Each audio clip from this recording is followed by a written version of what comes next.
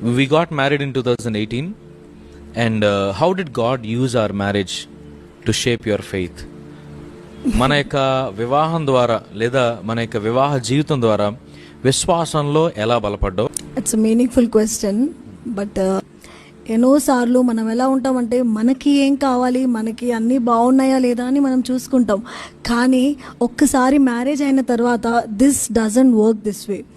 Marriage అయిన తర్వాత you have to be selfless. Especially ఒక భార్యగా నేను మొదటిగా I have to give you the priority. నీకన్నీ బాగున్నాయా లేదా, you are happy or not, you are comfortable or not. For example చెప్తాను, ఇప్పుడు మనం ఇద్దరము ఎక్కడికైనా వెళ్తాము, let it be any prayer or any weekly service or something.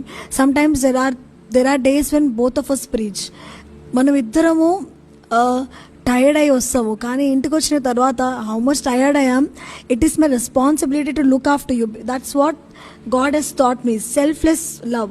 ఆ సెల్ఫ్లెస్ లవ్ని నేను నేర్చుకున్నాను, సాక్రిఫైసెస్ని నేర్చుకున్నాను ఎన్నోసార్లు. See if you are in a marriage, fights అవుతాయి, అవనవి ఎవరి మ్యారేజ్ లేదు, ఆర్గ్యుమెంట్స్ అవుతాయి. ఆ ఆర్గ్యుమెంట్స్లో కూడా ఎన్నో సాక్రిఫైసెస్ ఉంటాయి. సాక్రిఫైసెస్ ఎలాంటి సాక్రిఫైసెస్ అంటే ఈగోని సాక్రిఫైస్ చేయాలి, యాటిట్యూడ్ని సాక్రిఫైస్ చేయాలి, ఇంకా ఎన్నో విషయాలు. కొన్నిసార్లు మాటలు వచ్చేస్తాయి. కోపంలో ఎన్నోసార్లు ఒకరిని హర్ట్ చేసే మాటలు వచ్చేస్తాయి. ఆ మాటలు రాకుండా ఎలా ఉండాలి దేవుడు మన హైస్ అండ్ లోస్లో నాకు నేర్పించారు. There are many vulnerable positions in our marriage. ఎంత ఎక్స్ట్రీమ్ ఎప్పుడు వెళ్ళలేదు దేవుని దయ వల్ల. Nothing was very serious any time in our marriage. But still కొన్ని సిచ్యువేషన్స్లో, కొన్ని వల్నరబుల్ సిచ్యువేషన్స్లో what God thought me is ఎలా నేను ఓపిక పడాలి, ఎలా నేను సహించాలి, అవన్నీ దేవుడు నాకు నేర్పిస్తూ వస్తున్నారు. God shaped me through this.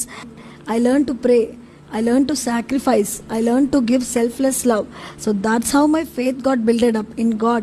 Oh, okay, if I do these things, my marriage is going to run good. If I have faith, my marriage is going to run good. So that's how God built my faith up. Okay, wonderful. So yeah, what she said is true. ఒక relationship నిలబడాలంటే ఖచ్చితంగా ఒకరితో ఒకరు relationship build చేసుకోవటం మాత్రమే కాదు, కానీ ఇరువురు కలిసి దేవునితో ఎప్పుడైతే వారి రిలేషన్షిప్ని బిల్డ్ చేస్తారో దేవుడు వారి యొక్క మ్యారేజ్ లైఫ్ని దేవుడు సక్సెస్ఫుల్గా మారుస్తాడు.